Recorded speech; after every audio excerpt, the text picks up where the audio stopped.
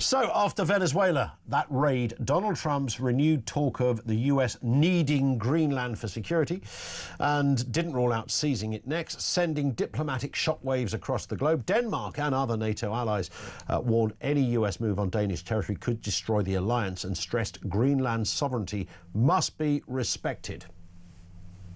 The future of Greenland is for Greenland and the Kingdom of Denmark, and for Greenland and the Kingdom of Denmark only. And we're very clear about that. Denmark is a very close ally of the UK, both in Europe and in NATO, and it's very important that we stand by our ally. Very important we stand by our ally. Let's speak to Rear Admiral Chris Parry, ex-NATO commander, former Royal Navy commander too. Chris, good afternoon to you, sir. Yeah, good afternoon. Nice to have you with us. I mean, it's not the first time. This is not as a result of the Venezuela story that this has come up. Of course, Trump has been talking about Greenland for a while. Has he got a point? Well, Ian, it's not just Trump. US presidents all the way back to Teddy Roosevelt have been after Greenland. The most recent attempt was by President Truman in the late 40s, even before NATO was formed. Wow. So this is nothing new in American strategy. The real issue here, and what links it to Venezuela, is that the American administration under Trump is trying to stop areas of influence basically under Chinese control. Everybody thinks it's about oil in Venezuela. It isn't. It's about Chinese presence and Chinese investment and influence. It's the same in Greenland. The Chinese have been all over the people in Greenland saying, look, we'll build you lots of infrastructure, we'll do all sorts of good things for you, but we actually want to mine iron ore there and rare earths. And what people don't know is there's about 4,000 Chinese miners there at the moment. Wow. They also want to control the Northern Sea route that comes off the top of Russia as the Arctic is melting.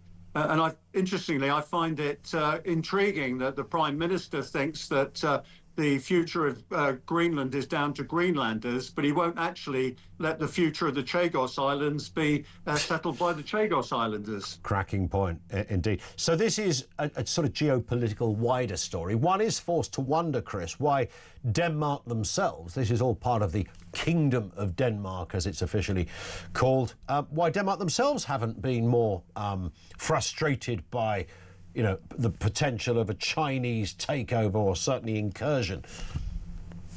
Well, I mean, there is an independence movement in Greenland, and the Danes have been fighting against that.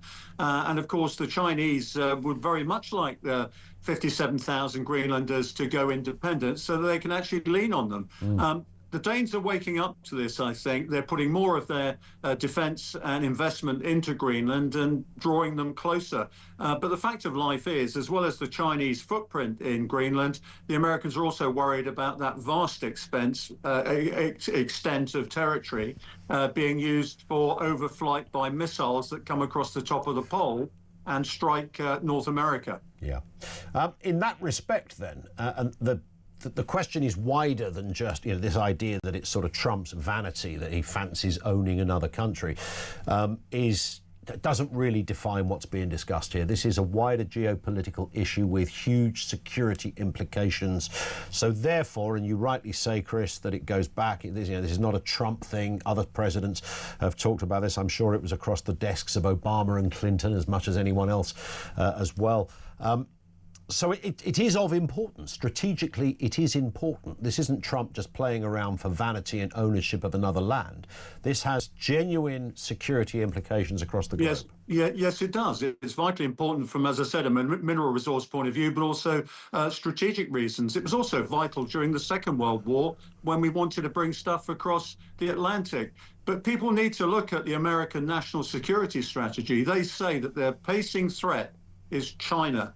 And every bit of Chinese influence in the Western Hemisphere now is coming under the microscope to see whether it can actually sit with that American strategy. And they're serious about it. And I keep trying to tell people, the Americans don't need Venezuelan oil. They've got loads of it themselves. I mean, Texas produces 46% of all their oil needs. This is about Chinese footprint, and they're trying to remove Chinese footprint from the Western Hemisphere.